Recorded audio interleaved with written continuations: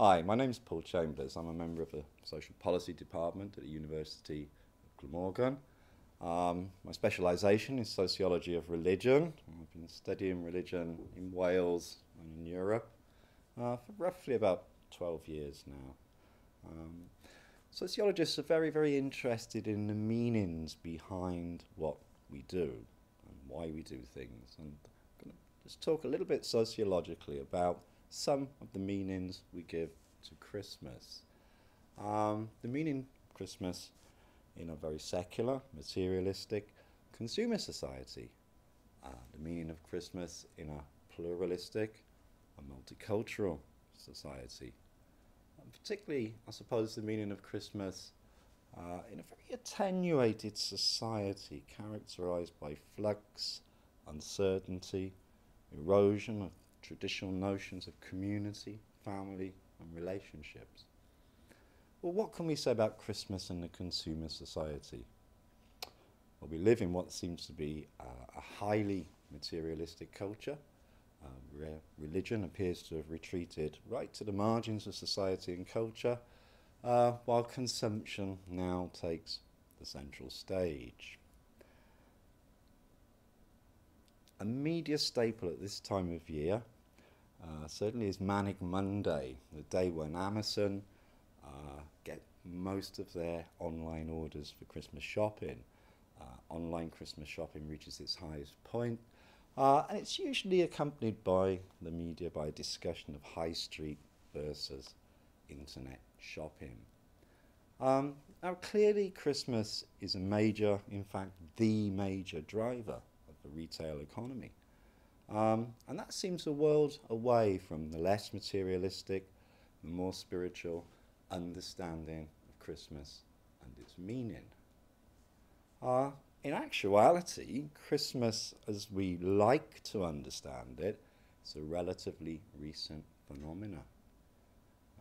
The Dickensian Christmas card scene, that sort of portrayal of Christmas, is exactly that. It's a product of the 19th century. And a product of the emergence of an industrial capitalist society, new commercial classes, highly dependent on finding and exploiting new markets, new economic opportunities. Now, the late industrial society that we now find ourselves in is merely a more developed, more efficient variation on that 19th century theme. Very famous sociologist, Emil Durkheim, one of the first sociologists to focus on religion, very famously described religion as a symbolic mirror of society. Simply, if you want to know what makes a society tick, look at its attitudes to religion, its type of religion, and vice versa. Now, for many, Christmas as a religious festival it's clearly morphed into a consumer spending festival. It's very rigorously exploited by business. And for many people, shopping is now arguably the new religion. Sunday's now dedicated to the weekly family trip to the shopping mall, the out-of-town complex. And very much a reflection of this consumer society. Now, I also spend a lot of time talking to equal opportunities officers and the rest of it. And I want to talk a little bit about Christmas, equal opportunities, and secular liberalism. And also how we put the principles of pluralism, multiculturalism into action. And sociologists are increasingly recognizing that the highly secular societies of Northern Europe is something of an aberration in a world that remains largely very religious. And many of those very religious people are also migrating to an increasingly multicultural Europe. And this has led to some unanticipated consequences. We've got recent trends towards the stripping out of the religious nature of Christmas. Happy Christmas becomes Happy Winter Festival, Happy Seasonal Holiday, and so on and so on. Another media staple for this time of year is the banning of Christmas. Newspapers love that.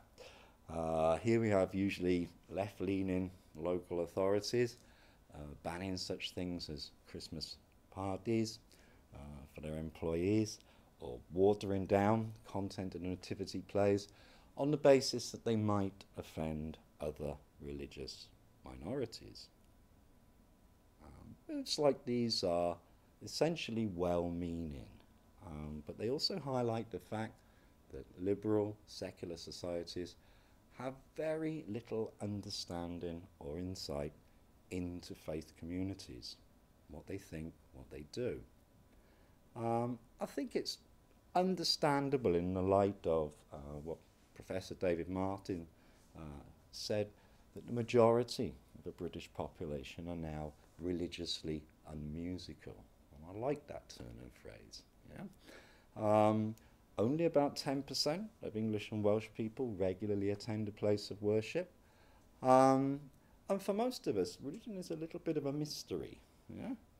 Now, this particular media staple usually draws some very interesting responses, particularly in the letter pages of newspapers. Hindus, Muslims, Sikhs queue up, and they are invariably supportive of Christmas. Yeah? They like Christmas. They don't want to see it banned. And here I think we have particularly local authorities' failure to both understand what makes religious individuals and groups tick, and this tendency to view religion as somehow a bit of a problem. Yeah? Now, recent sociological research, and I'm thinking here of Alan Billings's work on the Burnley project that looked at links between religion and social cohesion in the northwest of England. And that project suggests that many religious people see much more common ground between them, despite theological differences. They recognise that they're all doing the same thing, religion. And the Burnley project also revealed something very interesting, that religion and respect for religion is very good for building community cohesion. And that introduces a positive spin on pluralism and multiculturalism. Faith communities are mutually supportive of religion within the public sphere. Right, we'll have to stop there a minute. It's fine. It's natural pause. Right, okay. And I think mutual respect for religion rather than the well-meaning secular neutralisation of Christmas helps build rather than hinder the creation of a truly pluralist and multicultural society. Yeah? Now, the last thing I want to talk about is how Christmas relates to us as people, and particularly the way it relates to the social networks that we have. For most people, celebration of Christmas remains one of the most important ways that we maintain and reaffirm our relations with family, friends, and even acquaintances that we may not have seen for many years. And it's here that we see a lot of continuity rather than change. Family gatherings, the reciprocal giving of gifts, the exchange of Christmas cards are all ritually recognised ways of maintaining our social networks, however attenuated they've become. Some of the ways that we do this might change. Growth in the usage of e-Christmas cards, yeah? Or imaginative use of the internet. One example of this, I attended a party last year that was simultaneously going on Christmas Eve in Barry, Wales, and on Christmas Day in Sydney, Australia. Yeah? Linked by computer and webcams. People sitting down, chatting to people, and the rest of it. So though we get lots of sort of technological change there, the principle remains the same. Christmas is a time for affirming togetherness. Christmas is also a way for reaching out to the neglected sectors of the British population. Whether it's collecting Christmas gifts for the children of families in deep poverty. One of my colleagues was doing this in the context of Rhondda Cynon Taf.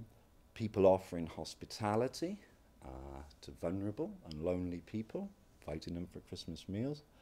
and particularly the way in which people relate to the homeless population at Christmas.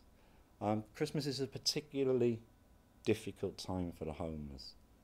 And I think here we perhaps return to the original religious meaning of Christmas when we think of a temporarily homeless couple, one heavily pregnant, seeking some kind of shelter for the night. Now, speaking as a sociologist, I think that activities such as these reaffirm the centrality of altruism and the idea of civil society, particularly as individuals in the 21st century appear increasingly squeezed between the forces of the market and the state. Now, ultimately, the meanings of Christmas encompass market, state, and civil society. In a consumer society, it's inevitable that Christmas will remain highly commercialised and symbolically mirroring, to take Durkheim's point, the deep materialism of early 21st century society and culture. Again, in an era of very significant in-migration, mostly from parts of the world where religious identity remains absolutely central to personal identity. The project of multiculturalism, and this is a valid project, will remain central to building a society, and building a society based on mutual respect. And arguably, religious celebrations have a central role to play here. Ultimately, Christmas and all the other versions, every major religion has some sort of ritual whereby families get together and the rest of it.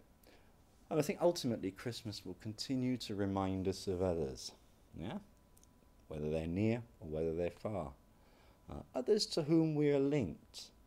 And I think it's perhaps this social facet of Christmas that most resonates with our ideal of what the festival represents.